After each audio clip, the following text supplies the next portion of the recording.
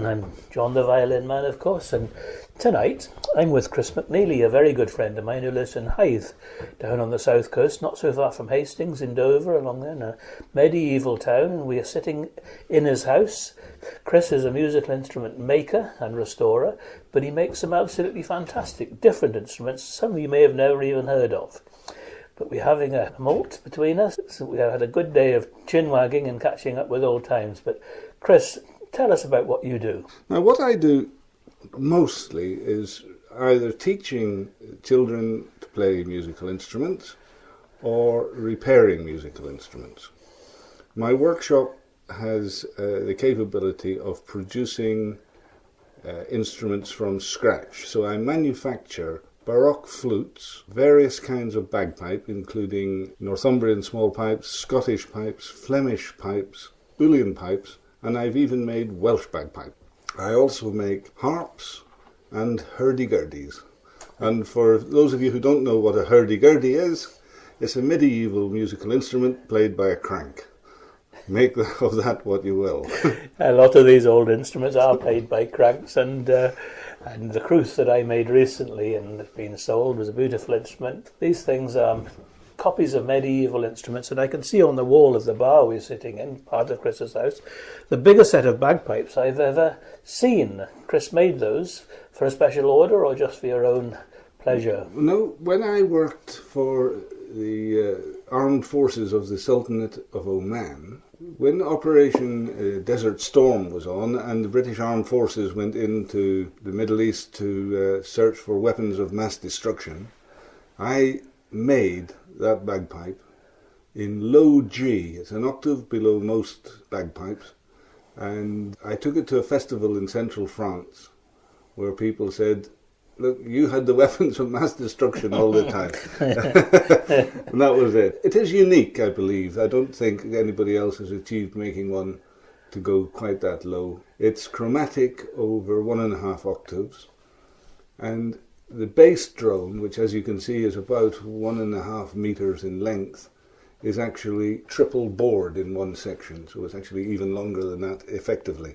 But the balance of the drone was such that I had to shorten it. But the effective length of the bore is a lot longer than that. The first section is... Gosh, I see, so it goes round and round. Goes round and round, yeah. Like a trombone or a trumpet, yeah. Gosh, that's fascinating. And you've played it, obviously. Oh yes, it works beautifully. Are we going to ask you to play it this evening, or is that too much? Oh, we might get a tune out of it, I suppose. We might. After 1 or 2 more whiskies, maybe. Maybe, That indeed. sounds...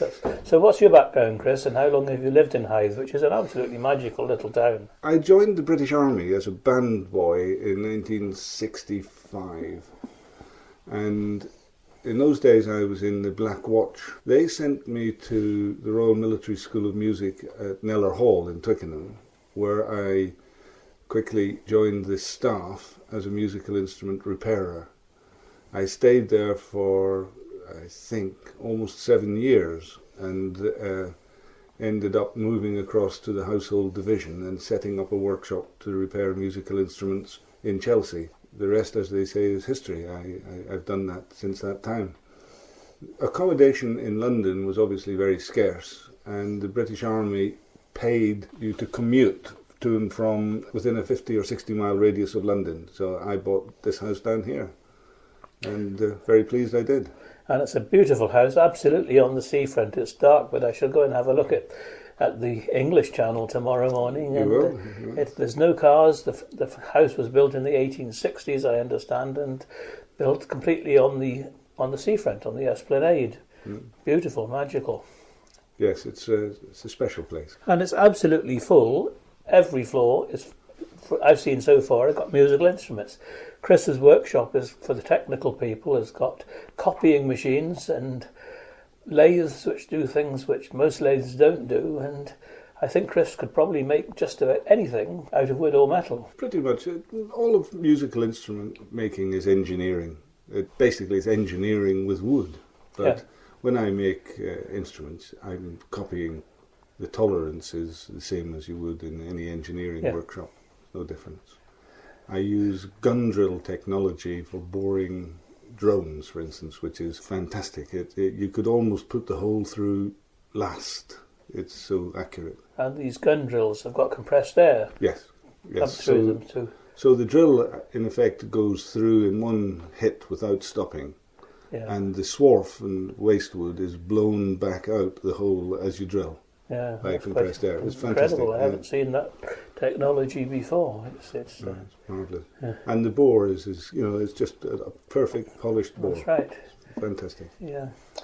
And of course, we've just had Armistice Day, Poppy Day, and Help the Heroes, which the radio station has supported as much as we possibly could. And I understand you play the Last Post. Oh, I do. Yes, there's a history to that as well. There is the very bugle on which it was played, and that bugle hung in the Clarendon Inn in Sandgate for many, many years.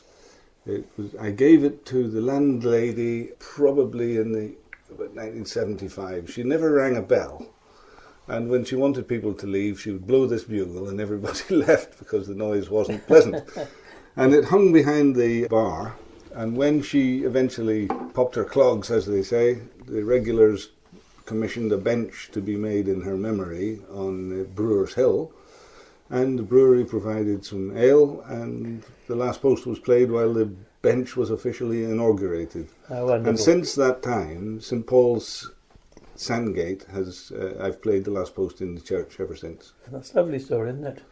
It's grand. It's a nice tradition. It's a very military area. We're fortunate to have the Brigade of Gurkhas at Shorncliffe up the top of the hill. Of course, that's right. We have formerly a junior leaders regiment up there, and several other regiments in the vicinity.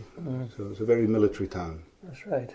And you worked in Oman for some time. What about your experiences there? I worked in Oman. Again, very fortunate to have gone out there in the 70s to set up a workshop for repairing musical instruments for the Royal Guard.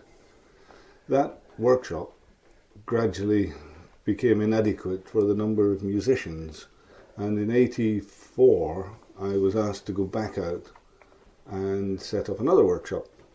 I did that and signed a 2-year contract and stayed in the end 20 years. And you enjoyed the time there? I loved it. I loved it. A wonderful people. Yes, that's right. They one of the nicest races of people you could hope to meet. And of course, Chris McNeilly is one of our internet listeners, which makes Radio Turquoise so, I don't know really what the word is, but it goes worldwide, and I'm sure people have listened to it in Oman. I know we get listeners in America and France and all over. Have you got any anecdotes you can tell us about your life? Because you obviously had a very varied life and many things have gone on. Now you're talking, John. We have to keep it clean. We recently had the announcement of a royal wedding coming up. Of course, yes, right. William, and my memory is cast back to when I was part of a trumpet fanfare team, and we played at the royal wedding for Princess Anne and Captain Mark Phillips. Wow. And it brings back memories. It was a great thing, and every now and then you get a royalty check for that even now. You know. Really? Wow. Yes. Gosh, isn't that wonderful? Yeah, that was a long time ago. Yes, it was. That's but right. Here we have another one coming up, and I'm a great royalist. I'm a fan of the royalty and the royal family. Very important part of our heritage. I think we are blessed by having a queen who is above reproach in any way, and part of any soldier who joins the armed forces in any capacity will swear allegiance to the queen, and I think to a man we all mean it. It's a wonderful thing. That's right. Yes, and I got a son in the RAF, as you know, and we nearly managed to shake hands with the Queen and the Duke, but she managed to just miss us when he was invested as an officer, and a very proud day indeed. And the armed forces in this country do deserve all our support. There's no doubt about that. What about your taste in music, Chris? What would you like Radio Turquoise to play for you this evening? I quite like the mixture that you play. I'm a great fan of, obviously, folk music. I like fiddles, hurdy-gurdies, anything by Blowsabella. Have you played Blowsabella recently? Well, I'm sure we can find some Blowsabella for you. Yes, we're the wonderful pipe maker and player John Swain, he's almost Wales, and he's Glastonbury. John is a great admirer of his work. He's an immensely skilled musician and skilled craftsman. And we've got Gary Rhys-Matthews, of course. I don't know if you've come across a Welsh piper who plays the Welsh bagpipes, because people do tend to think of the harp as being the Welsh national instrument, but it may be now. But actually, the bagpipe, the crwth and the pibcorn are the Welsh traditional instruments if you take back to medieval times. Oh, I think so. Yeah. The crwth, I think you call it, is it? Crwth, yeah, C-R-W-T-H. That's a sort of medieval fiddle, is it? It is. It's got sympathetic strings. It's played with a bow, fiddle style. And I have made one recently, which I sold, and I've got just about starting to make another two. So my son's going to make one, and I'm going to make one. We're going to make one together, see who can make the best. So I might have a go. Shall we have a trio, and I'll make one as well?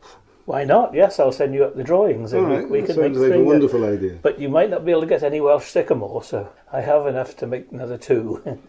But why would it have to be Welsh sycamore? Well, because it's a Welsh instrument, and sycamore grows very well in Wales. But did it grow in Wales in medieval times? Oh, I'm sure it did. Sycamore's a weed tree with fast growing, But I thought sycamore was not indigenous to the British Isles originally. Once again, Chris, you know more than me, so perhaps... You see, it's an import, I think. Is it now? Yeah. So where did it come from? That I couldn't tell you. No, but it's certainly of the maple family, and violins, the back and sides of a violin are all made of maple, always traditionally, apart from rare instances, but sycamore is the back of my crwth, and it's grown about 10 miles away from where I live, and it's a nice wide piece, 12 inches wide. So there's a tree with a funny shape cut out the middle of it up there, is there? Somewhere there is, yes, in Ponteverum, you might be able to find it. Well, as you've seen some of the timbers I have in my workshop, I'm very fortunate in having a fantastic exotic timber supplier very near me. Yes. They're up in Tunbridge, and they can supply pretty much any timber I've ever asked. That's right. They're marvellous.